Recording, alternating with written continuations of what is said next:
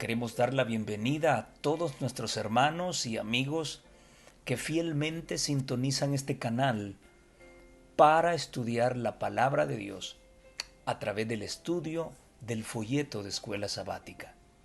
Hemos llegado ya a la lección número 11, que se titula José, experto en sueños.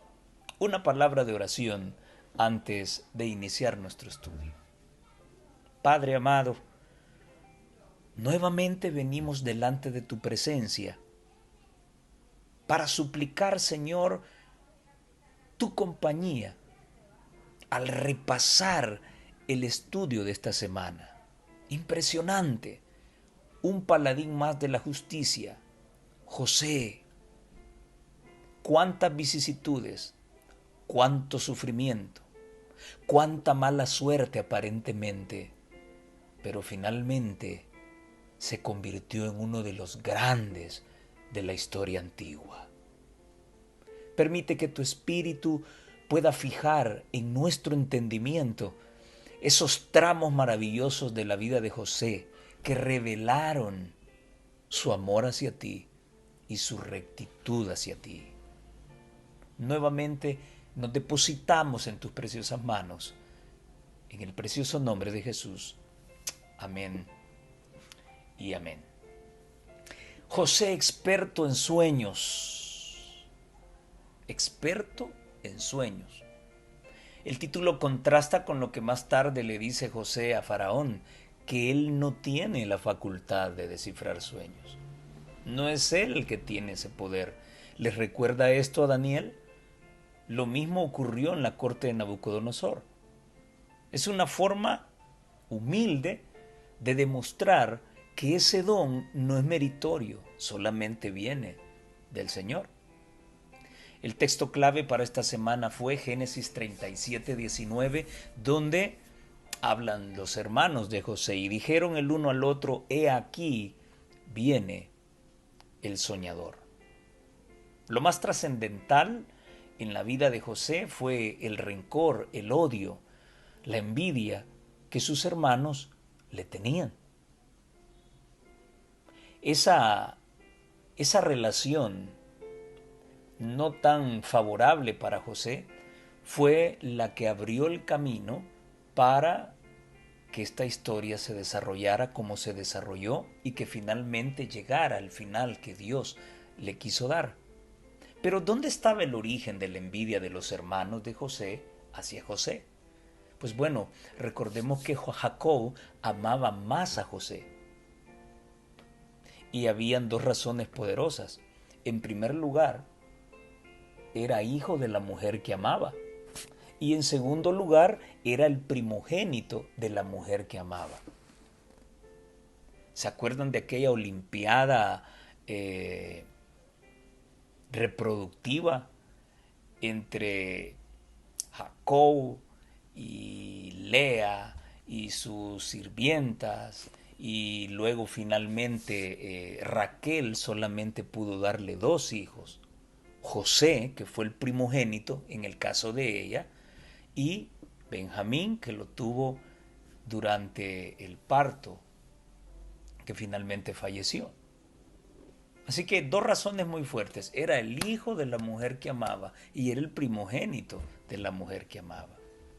El mismo Jacob se encargó de confeccionar una túnica que revelaba a luces el aprecio y el amor que éste le tenía a su hijo en comparación a los demás. Las túnicas de colores eran usadas por las personas de corte real, reyes, príncipes. Ahora su padre estaba dándole una túnica de colores en señal de ser el preferido. Un dato interesante que me llama mucho la atención es que la vida de José ejemplifica a Cristo. ¿Cómo? Veamos. En José sus propios hermanos no lo querían. En cuanto a Cristo, él vino a los suyos y los suyos no lo recibieron porque no lo querían. Con respecto a José, los corruptos de sus hermanos lo rechazaban porque su conducta era intachable, justa. En la vida de Cristo, Cristo fue rechazado y despreciado por los corruptos porque su vida y obras eran justas e intachables. La integridad y la virtud de José eran irreprensibles. La autoridad y la virtud de Cristo eran irreprensibles también. José sufrió por su rectitud. Cristo sufrió también por su rectitud. José fue vendido por 20 monedas de plata y quienes lo vendieron fueron sus hermanos. Jesús fue vendido por 30 monedas de plata y quien lo vendió fue su hermano Judas. José fue aborrecido porque había reprochado el pecado firmemente. Cristo no tenía pecado. Nadie tenía nada que rechazarle con respecto al pecado. José fue desnudado por sus hermanos al quitársele la túnica que le dio su padre. Cristo también fue despojado de sus vestidos por sus verdugos. Un muchacho de sanos principios, un muchacho que era obediente a su padre. ¿Por qué tanta mala suerte?, podrá preguntarse alguien. ¿Por qué sufrió José todo esto? ¿Acaso Dios se había olvidado de él? ¿Acaso tenía que pagar por los errores de su padre?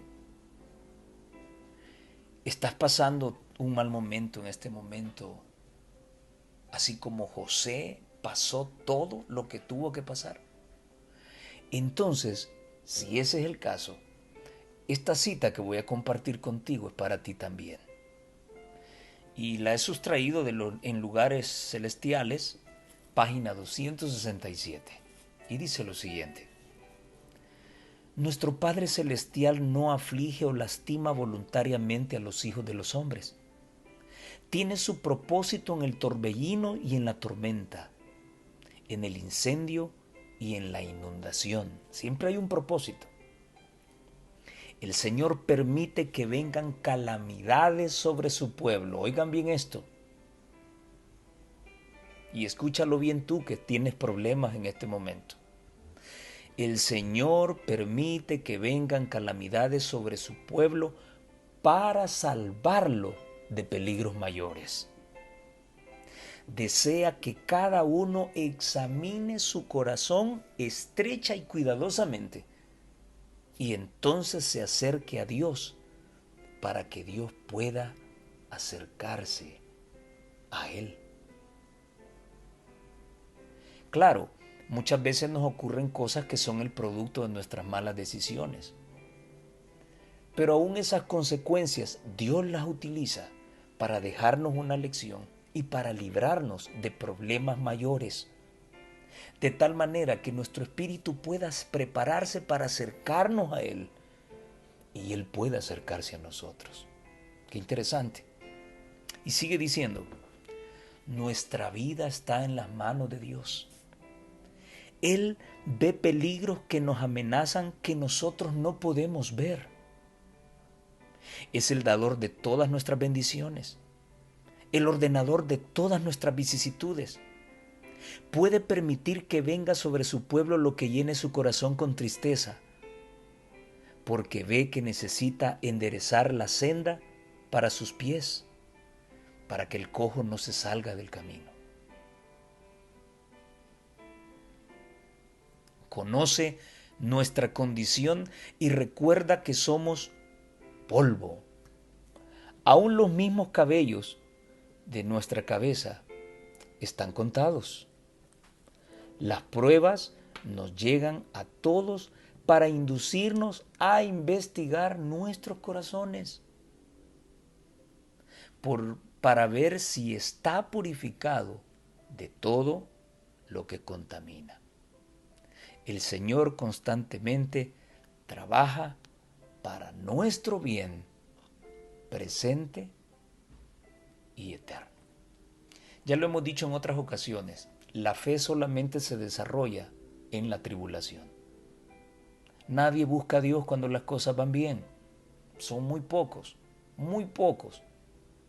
Entonces a veces es necesario que Dios llame nuestra atención y a través de esas cosas por las que Él no quisiera que nosotros pasáramos, tenemos que pasarlas porque nos está librando de cosas peores que pueden venirnos, porque está constatando cuán puro es nuestro corazón.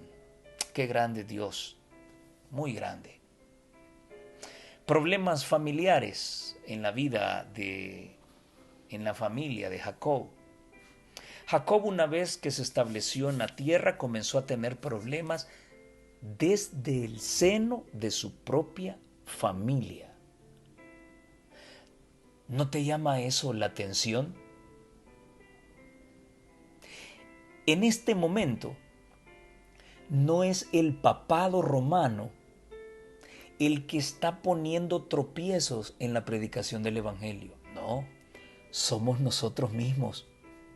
Hay una enorme cantidad de problemas dentro de nuestras iglesias, dentro de nuestra dirigencia. Problemas internos en la familia. Jesús dijo, los peores enemigos del hombre son los de su casa. Y la sierva del Señor mencionó que debemos temer más de enemigos internos que de externos. ¿Cuánto se asemeja esta historia de José a la historia que estamos pasando en este momento como adventistas del séptimo día? La base de todos esos problemas en la vida de la familia de José, de Jacob, tenían un componente espiritual. Y lo mismo ocurre también dentro de nuestras iglesias. Hay un problema vinculado con la espiritualidad. El pecado se ha enraizado muchísimo en nuestras iglesias y no ha respetado ni rango, ni posición, ni raza, y está haciendo tremendos estragos. El secularismo está soterrando el evangelio puro del Señor. Estamos pasando lo mismo que pasó la familia de Jacob.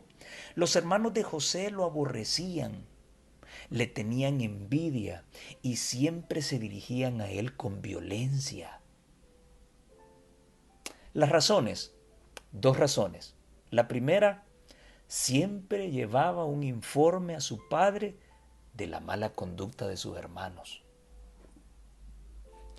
A muchos no les gusta que les digan nada. A muchos no les gusta que les digan que se han equivocado o la forma en que están liderando la iglesia no es la adecuada. Se molestan, se enojan. Y se enojan más cuando personas con un rango menor que el que pueden poseer sea el que se los está diciendo. Vean cómo se parece esta historia de José a lo que estamos viviendo en el seno de nuestras iglesias. José llevaba un informe a su padre de la mala conducta de sus hermanos. Y en segundo lugar, los sueños que José tuvo fueron causa de problemas para José. Patriarcas y Profetas, la página 208 y 209 dice: el pecado de Jacob y la serie de sucesos que había acarreado no dejaron de ejercer su influencia para el mal. Y ella produjo amargo fruto en el carácter y la vida de sus hijos. El carácter en juego siempre. Cuando estos hijos llegaron a la virilidad, cometieron graves faltas. Las consecuencias de la poligamia se revelaron en la familia. Este terrible mal tiende a secar las fuentes mismas del amor y su influencia debilita los vínculos más sagrados. Los celos de las varias madres habían amargado la relación familiar. Los niños eran contenciosos y contrarios a la dirección, y la vida del padre fue nublada por la ansiedad y el dolor. Pero hasta este cariño había de ser motivo de pena y dolor. Imprudentemente Jacob dejó ver su predilección por José y esto motivó los celos de sus demás hijos. Ahora vean acá todos los problemas que se vienen arrastrando, vinculados con el pecado, el mal carácter, la poligamia.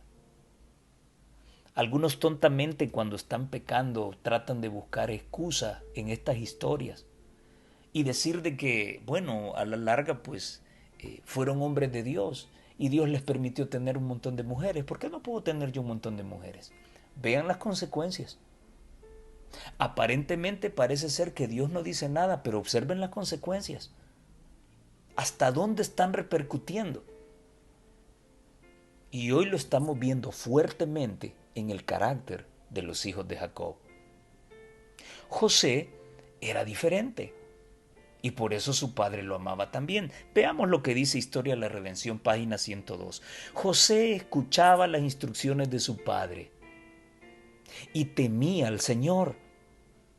Era más obediente a sus justas enseñanzas que cualquiera de sus hermanos. Atesoraba sus instrucciones y amaba y obedecía a Dios con integridad de corazón. Se sentía apenado por la conducta errónea de alguno de ellos y con mansedumbre les aconsejaba que se portaran bien y abandonaran sus malas acciones. Esto solo lo exasperaba.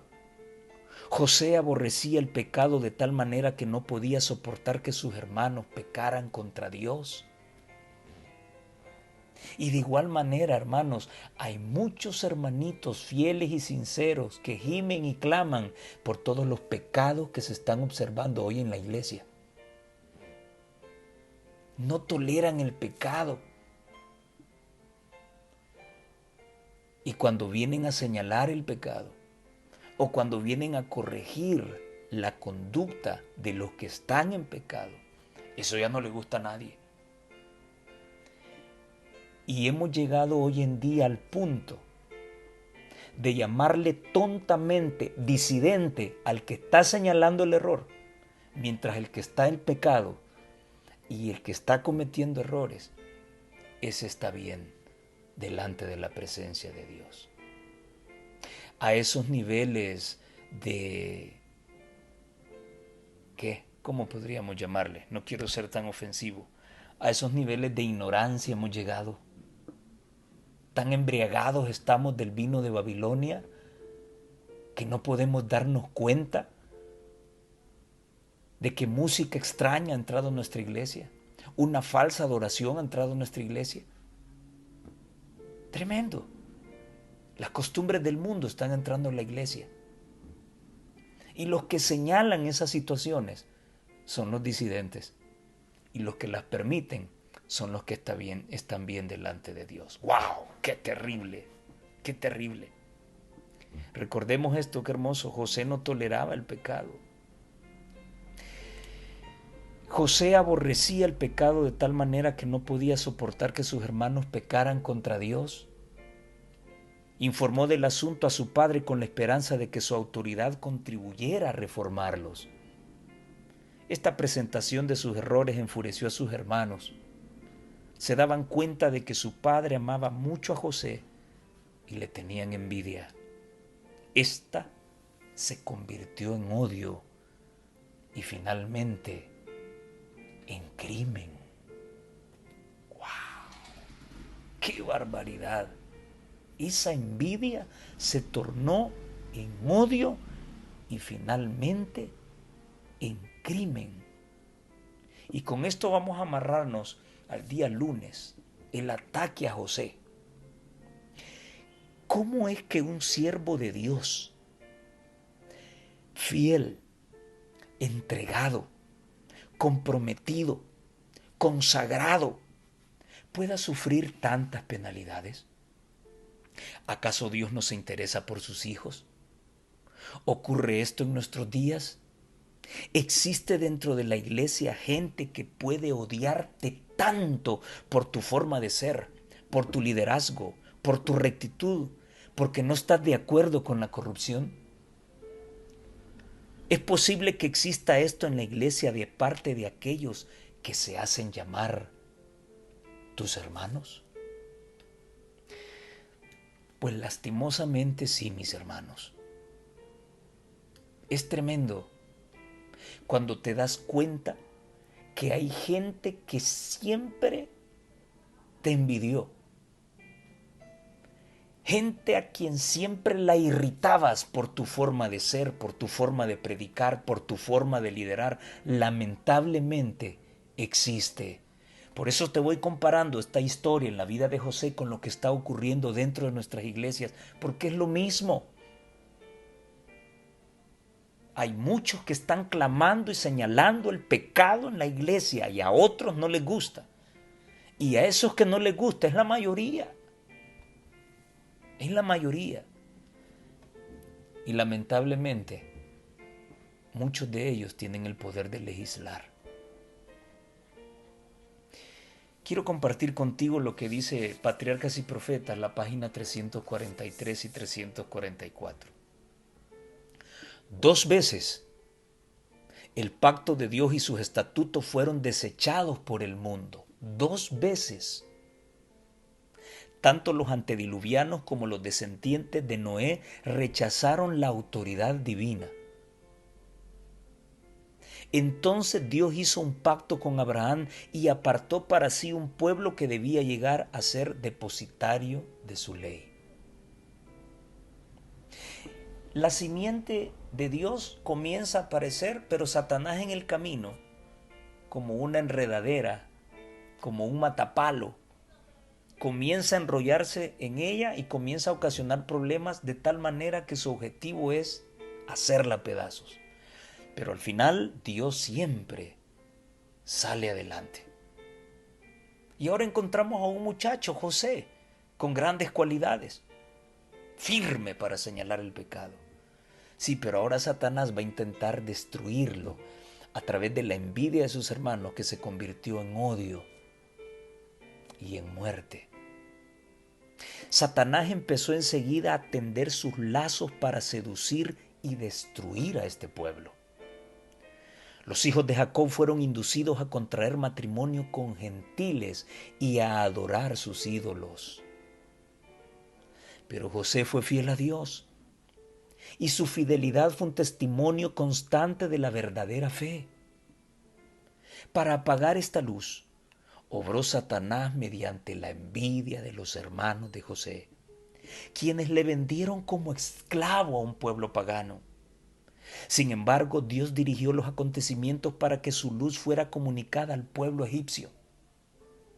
Tanto en la casa de Potifar como en la cárcel, José recibió una educación y un adiestramiento que, con el temor de Dios, le prepararon para su alta posición como primer ministro de la nación. Desde el palacio de Faraón se sintió su influencia por todo el país y por todas partes se divulgó el conocimiento de Dios. En Egipto los israelitas alcanzaron prosperidad y riqueza. Y hasta donde fueron fieles a Dios, ejercieron una amplia influencia.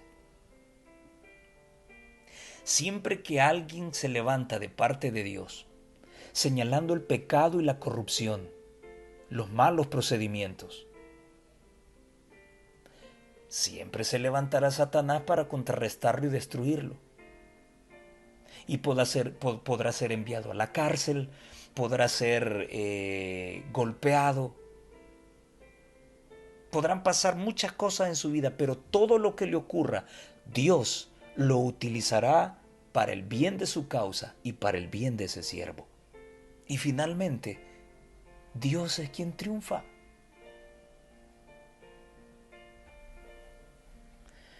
Los hermanos de José, dice el comentario bíblico adventista, tomo 1, página 1110. Los hermanos de José lo rechazaron rudamente. Les dijo para qué había ido allí, pero no le contestaron. José quedó alarmado por la ira que demostraban. Me llama la atención esto. ¿Sabes que yo he quedado asombrado al ver cuánta ira muchas personas albergaban para conmigo. He quedado sorprendido. Y que por años se han hecho llamar mis amigos y me han mostrado estar conmigo. Pero Jesús dijo, por sus frutos los conoceréis. ¿Y cómo he podido descubrir tanta ira, tanto celo, tanto resentimiento? Es que en la hora de la tentación y de la prueba es cuando demostramos quiénes somos realmente. José estaba sorprendido al ver cómo sus hermanos lo odiaban. El temor ocupó el lugar del gozo e instintivamente se retiró atemorizado de la presencia de ellos. Entonces lo tomaron violentamente, lo vituperaron con las admoniciones que les había dado en lo pasado. Lo acusaron de relatar sus sueños para exaltarse por encima de ellos en el concepto de su padre, para que lo amara más que a ellos mismos. Tremendo. Tanta fue la envidia que conspiraron contra él para matarlo. No dudo que este sea el sentimiento de muchas personas que no te pueden ver en la iglesia. Si tuvieran el poder y la facultad para hacerlo, lo harían. Por eso no me extraña. Cuando llegó el momento propicio, Judas vendió a Cristo. La historia se repite. Se levantaron contra él para matarlo. Fue echado en una cisterna vacía. Judá propone venderlo. Oigan ustedes, Judá, la tribu de donde vendría Cristo. A ver. Y esto siempre me permite hacer una comparación. El catolicismo romano habla de la santidad de la Virgen María. María siempre virgen. La Inmaculada Concepción de María. Esto significa que si María era santa, sin pecado concebida, también sus padres, también sus abuelos, sus tatarabuelos y sus tatara y todo su linaje. ¿Y quién es el Salvador del mundo? ¿María o Cristo? Cristo, por supuesto. Sin embargo, la genealogía de Jesús está llena de prostitutas, está llena de ladrones, de asesinos, de mentirosos, de envidiosos.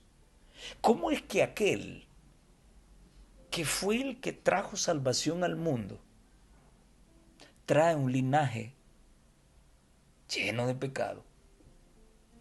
Y María, su madre, es perfectamente sin pecado. No tiene lógica. Judá propone vender a sus hermanos, a los ismaelitas que iban para Egipto. Judá, participando de todo eso, de donde saldría el linaje de Cristo, de la tribu de Judá. Engañaron a su padre por muchos años, haciéndole creer que José había sido devorado por alguna fiera. Yo no sé si ustedes descubrieron cuán malos eran estos tipos, ¿eh? ¿Te das cuenta hasta dónde puede llegar la envidia?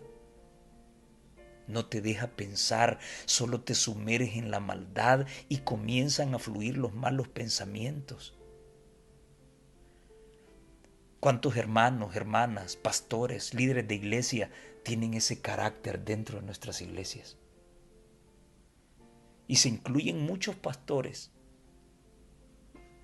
también. No se mide la maldad, ni mucho menos los males colaterales a la familia, los amigos y la misma congregación. Son gente que no les interesa pasar encima de quien sea por alcanzar favores, prestigio y poder.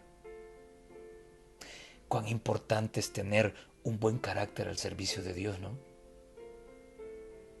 Qué tremendo era el carácter de estos muchachos. Tan empecinados estuvieron en matar a su hermano, en deshacerse de él, que pasaron por encima los sentimientos de su padre al mentirle que una fiera lo había destrozado, llevándole la túnica de colores llena de sangre. Y ustedes conocen bien la historia. Un carácter recto, dice la sierva de Dios en Patriarcas y Profetas, la página 252, es de mucho más valor que el oro de Ofir. Sin él nadie puede elevarse a un cargo honorable. ¡Wow! Pero el carácter no se hereda, no se puede comprar. La excelencia moral y las buenas cualidades mentales no son el resultado de la casualidad. Los dones más preciosos carecen de valor a menos que sean aprovechados. La formación de un carácter noble es la obra de toda una vida y debe ser el resultado de un esfuerzo aplicado y perseverante. Dios da las oportunidades. El éxito depende del uso que se haga de ellas. ¿Cómo está nuestro carácter delante de Dios? Amigo líder que diriges, tú que tienes la facultad de liderar, de legislar, ¿cómo está tu carácter? Si no tienes un carácter recto, no eres digno de ocupar un cargo honorable. Lo dice ella, no lo digo yo. ¿Y cuántos en las iglesias pueden ver el carácter deplorable de sus líderes? ¿Y cuán de acuerdo están con ellos? Es tremendo. Hay tantas cosas importantes que meditar en esta historia de José. Un carácter noble, más importante, un carácter recto, es más importante que el oro y que las piedras preciosas. Es tremendo. Y ese tipo de carácter recto es lo que le faltaba a los hijos de Jacob. Si su carácter hubiese sido recto, hubiesen comprendido su error, su pecado, y hubiesen tenido alta estima por su hermano José. Ya lo sabes. Si tienes algo contra alguien y usas métodos sucios para deshacerte de él, tu carácter no es recto y no eres digno de ocupar un cargo honorable. No lo digo yo, te lo recuerdo. Patriarcas y Profetas, página 252. Judá y Tamar. Ahora hay un corte en la continuación de la historia de José. Y vamos a ver a Judá y todo lo que ocurre con Tamar. Esta es una historia que demuestra mucho más la imperfección de los hombres. Analicemos. Judá, un hombre de Dios, una de las tribus de Israel, la tribu de donde vendría Cristo, se aparta de sus hermanos y toma por mujer a una cananea. Cuidado que Isaac tuvo con su hijo, recuerdan. Procrea 3 hijos, Onán y Shela. Se casa con Tamar, pero la Biblia dice que era tan malo que Dios mismo se encargó de matarlo. Así que vino Judá y entregó su mujer a Onán, con el objetivo de que Onán levantara descendencia de su hermano. Pero para que esto no ocurriera, Onán, al tener relaciones con Tamar, eyaculaba fuera de ella para no dar descendencia. Y esto le desagradó a Dios. y también Dios se encargó de matarlo. Ahora Judá le dice a Tamar que se mantenga viuda hasta que crezca Sela para darla en matrimonio, pero Judá no cumplió esa promesa. Así que, en cierta oportunidad, ahora oigan lo que va a ocurrir. Judá busca llegarse a una prostituta y confunde a Tamar con una prostituta. Se llega a ella y le promete darle un cabrito y él le dice, mira, mientras me lo traes, yo quiero que me dejes algo que te comprometa. Dame tu báculo, dame tu cordón y tu sello, como dato. Y luego, más tarde, cuando Tamar queda encinta, pues la gente se da cuenta, comienzan a señalarla, ha quedado en pecado, y entonces Judá pide que la quemen por su fornicación, sin saber que él era el padre de esa criatura cuando ella le muestra el báculo, el cordón y el sello. Allí logra comprender Judá que Tamar es correcta, es noble. ¿Por qué?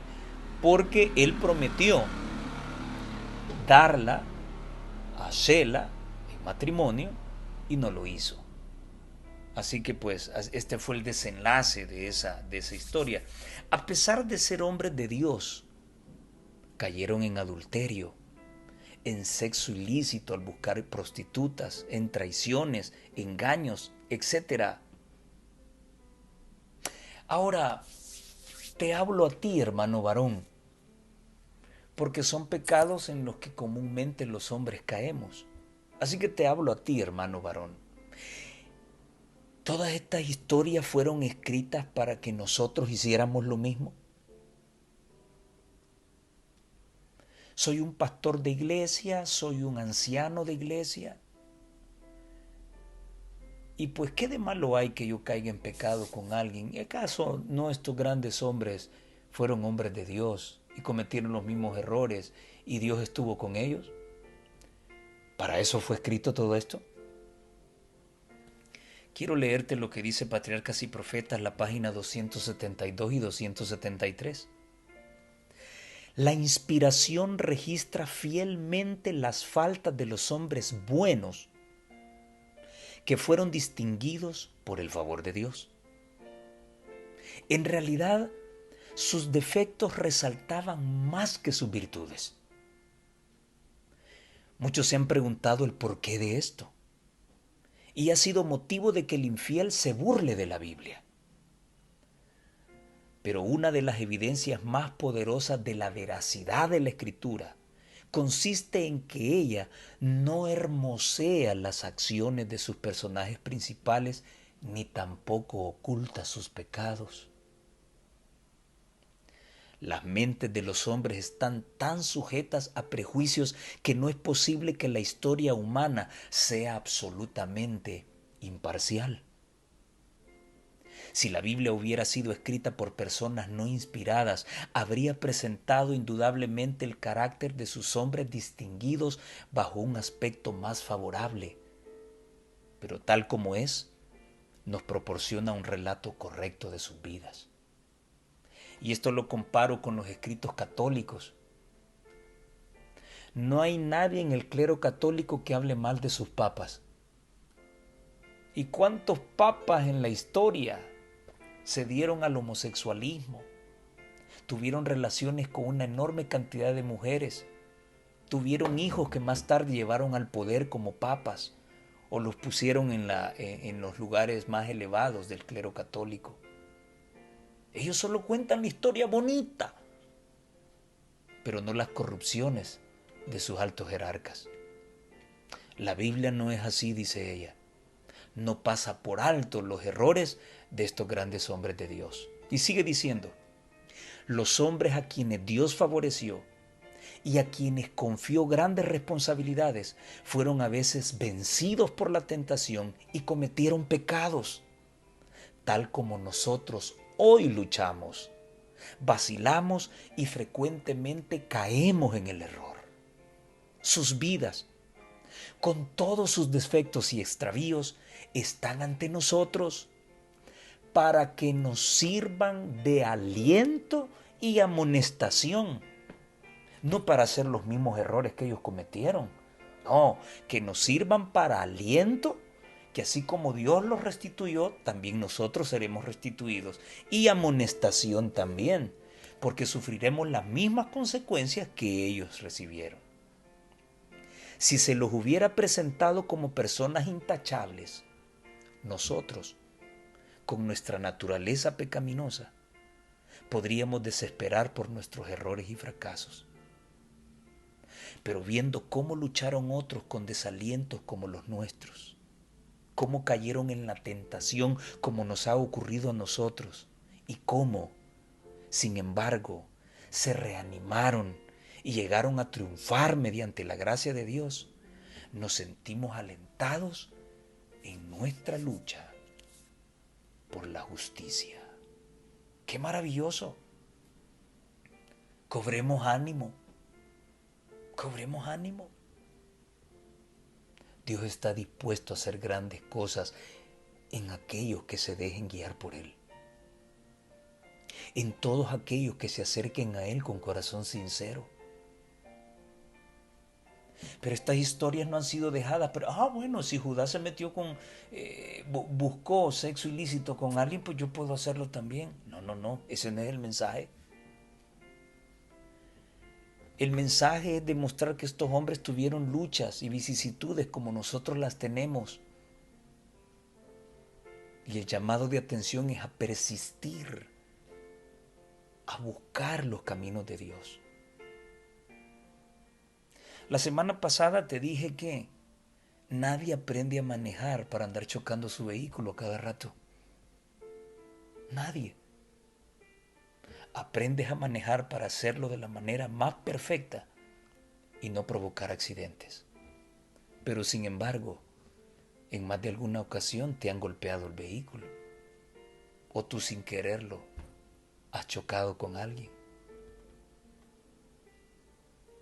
De igual manera, nadie se hace cristiano para caer y levantarse, caer y levantarse, caer y levantarse. Somos llamados a llevar un estilo de vida perfecto y santo, como aquel que nos llamó es santo. Pero sin embargo, hay caídas. El kit de la vida no es quedarse caído, es levantarse. Y que cada vez que te levantes con el compromiso de no hacerlo más al ver la santidad de Dios. José, esclavo en Egipto.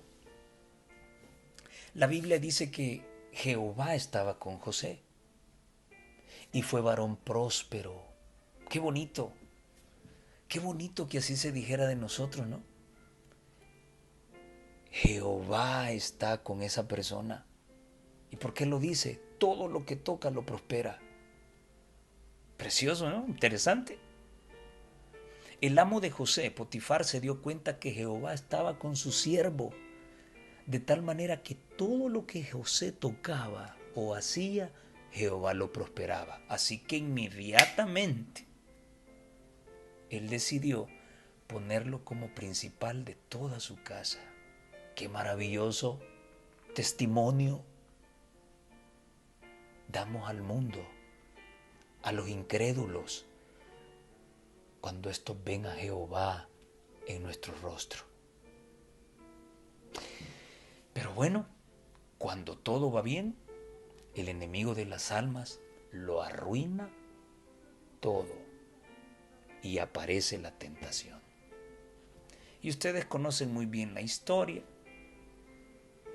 La mujer de Potifar comienza a presionar a José para que tuviera relaciones sexuales con ella.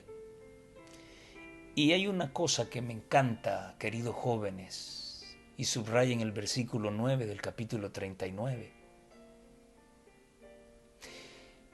José le dice a la mujer de Potifar: ¿cómo pues haría yo este gran mal y pecaría contra Dios? La preocupación de José era Dios. No estaba allí ni su padre, ni su madre, ni ningún familiar para decirle, hey, acuérdate lo que dice el séptimo mandamiento. No había nadie. Cuán importante es la educación desde los primeros años. Cuando se fija el evangelio en la mente, en el carácter, cuando viene la prueba, se mantiene firme. Y aquel muchacho estuvo firme. No cedió a un momento de placer. Ceder significaría perderlo todo. Cuando se lo tentó para que se desviara de la senda recta, dice la sierva del Señor en la historia de la redención, página 103 a la 105, para que violara la ley de Dios y traicionara a su amo, resistió firmemente y dio evidencia del poder elevador del temor de Dios en la respuesta que dio a la esposa de su Señor. ¿Cometería yo este gran mal y pecaría contra Dios? Nadie lograría que se desviara de la senda de la justicia para que pisotearan la ley de Dios, ni con halagos, ni con amenazas. Aquí tenemos un ejemplo para todas las generaciones de creyentes que habrían de vivir sobre la tierra, dice ella. Aunque estén expuestos a la tentación, debieran saber que hay una defensa al alcance de la mano. Oigan esto. Hay una defensa al alcance de la mano. Y que si finalmente no reciben protección, será por su propia culpa. Dios será un pronto auxilio y su espíritu será un escudo. Aunque estén rodeados de las más terribles tentaciones, hay una fuente de fortaleza a la cual pueden recurrir para resistirlas. Otra vez vuelvo a tocarte el tema de la generación sin pecado antes de que Cristo venga, y de la que muchos no confían porque no están dispuestos a dejar sus pecados. La sierva del Señor nos dice que el Espíritu Santo es nuestro escudo. Frente a la tentación hay ayuda de parte de Dios, pero, si no recibimos esa protección, no es por culpa de Dios, es por culpa nuestra. Si al final cedemos a la tentación y pecamos, no es culpa de Dios, es culpa nuestra. Cuán tremendo fue el embate que se lanzó contra la naturaleza moral de José. Provino de alguien que ejercía influencia, de una persona bien preparada para desviarlo. No obstante, con cuánta prontitud y firmeza resistió. Sufrió por causa de su virtud y su integridad, porque la que quería desviarlo se vengó de la integridad que no pudo derrotar. Y gracias a su influencia lo envió a prisión, acusándolo falsamente de un delito que no había cometido. José sufrió entonces porque no quiso claudicar, no quiso ceder. Había puesto su reputación y sus intereses en las manos de Dios. Y aunque se permitió que fuera afligido por cierto tiempo para prepararlo con el fin de que ocupara un puesto importante, el Señor protegió esa reputación que había sido ensombrecida por una malvada acusadora. Y más tarde, a su debido tiempo, permitió que aquella resplandeciera. Dios usó incluso de la prisión como un camino que lo conduciría a su elevación. La virtud proporcionará a su debido tiempo su propia recompensa. El escudo que protegía el corazón de este joven era el temor de Dios, que le indujo a ser fiel y justo con su amo y leal a su Señor.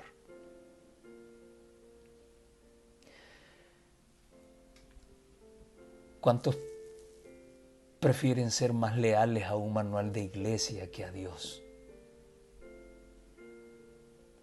¿Cuántos prefieren ser más leales a un pastor por una regalía que ser fieles a Dios? ¿Cuántos muchos prefieren quedar bien con los líderes, aunque saben que su conducta se opone a lo que Dios quiere? ¿Cuánta falta hace la determinación y la firmeza de José en nuestras iglesias y en nuestra dirigencia? Seríamos un espectáculo de santidad y de prosperidad ante el mundo. Es más valioso obedecer a Dios antes que a los hombres. Si un pastor, si un anciano, si un líder están de parte de Dios, con firmeza, dirigiendo a la iglesia con valor, con sinceridad, con consagración, valdrá la pena estar de su lado. Porque Dios está allí. Pero ¿cuántos por intereses prefieren asolapar el pecado y darle la espalda a la rectitud? Ojalá ese no sea tu caso. No te conviertas en un lacayo o un lamezuelas por bienes pasajeros. Tu lugar debe estar entre los que gimen y claman por las corrupciones que se están dando dentro del pueblo. ¿Cuánto necesitamos la determinación y la firmeza de José? Y finalmente, los sueños de Faraón. José le dijo al copero que cuando se cumpliera su sueño, pues que se acordara de él, ¿no? Pero esa situación no fue inmediatamente. Prácticamente el copero se olvidó de José. Y pasados 2 años de que José estuviera en prisión y se cumplieran con exactitud los sueños descifrados al copero y al panadero, Faraón también tuvo 2 sueños en una misma noche. Y ustedes lo conocen bien. 7 vacas flacas que se comen a las gordas y las enredaderas que se comieron a las espigas buenas. 2 diferentes sueños con un mismo significado. 7 años de hambruna venían para Egipto. El faraón llama a sus magos y a sus encantadores. Ese mismo evento ocurre más tarde en la corte de Nabucodonosor con Daniel. Pero nadie puede descifrar el sueño. Claro, nadie puede. ¿Por qué? Porque Dios quien va a manifestarse a través de su siervo. El copero se acordó de José y lo recomendó a Faraón. Imagínense, pasaron 2 años y hasta después de 2 años el copero se acordó de José. Pero se acordó. Y José se acerca a Faraón y con humildad le dice: yo no tengo la capacidad de descifrar sueños, de revelar sueños. Eso le compete a Dios y en su nombre yo lo voy a hacer. Y como resultado, Faraón llegó a la conclusión de poner sobre los negocios a José, sobre los negocios de todo Egipto. Fue el que más lejos llegó. Fue el que más lejos llegó. El segundo después de Faraón. El otro que estuvo cerca fue Moisés. Moisés pudo haber llegado a ser faraón. Pero esa es otra maravillosa historia. Pero José es el que más lejos llegó, el segundo después de Faraón. Una recompensa para aquel muchacho que en toda esa trayectoria de altibajos, su carácter vino siendo perfeccionado una y otra vez y fortalecido para que Dios manifestara toda su gloria, no una parte de su gloria, toda su gloria en la vida de aquel muchacho que en medio de una nación pagana puso en alto y honró el nombre de su Dios. Mensajes Selectos, tomo 2, página 183, dice lo siguiente: El Señor permite que surjan pruebas de diferente índole en la experiencia cristiana. ¿Quién te ha dicho a ti que el cristiano no sufre? Que el cristiano no tiene problemas. Recuerda que algunos problemas te los pone Satanás, otros te los provocas tú y otros los permite Dios para tu perfección. El Señor permite que surjan pruebas de diferente índole en la experiencia cristiana, a fin de conducir a los seres humanos a un orden superior de vida y a un servicio más santificado. Sin estas pruebas, se apartarían continuamente de la semejanza de Cristo y se llenarían de un espíritu de filosofía científica, caprichosa y humana que los conduciría a unirse con los seguidores de Satanás. Los hombres y las mujeres que ocupan posiciones de confianza son los instrumentos en las manos de Dios para promover su gloria. Hace unos días, alguien que siempre dijo ser mi amigo, fabricó una trampa que yo con anticipación la conocía muy bien. Y quiero darle las gracias por esa trampa. Y me di cuenta de eso al leer esta cita. Porque a través de esa trampa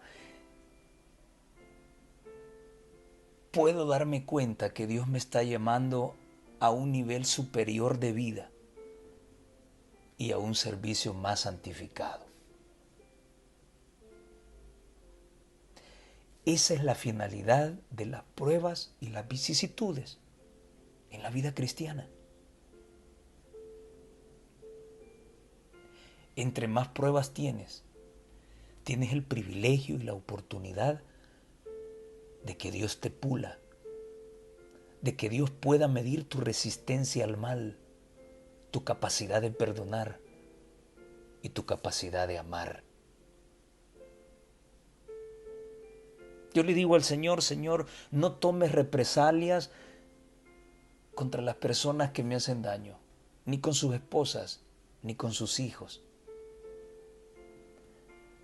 Realmente creen que saben lo que han hecho, pero realmente no lo saben. Me han dado esa oportunidad de crecimiento, por lo tanto, no te desquites con ellos. Perdónalos. Hermano, hermana que me escuchas, si tú estás en un puesto de confianza, eres un instrumento en las manos de Dios para su gloria, no para la tuya. No para la tuya. Yo no me he hecho responsable de tener esta lección por la cantidad de personas que ven el repaso. No. Para mí es un gusto servir.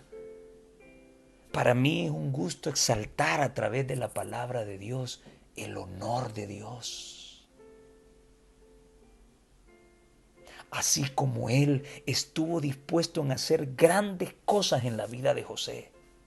Así como Él estuvo dispuesto a ir configurando poco a poco a través de las pruebas y vicisitudes la vida de José, Él estará dispuesto a obrar en tu vida y en la mía, de tal manera que su rostro pueda brillar en tu rostro y en el mío.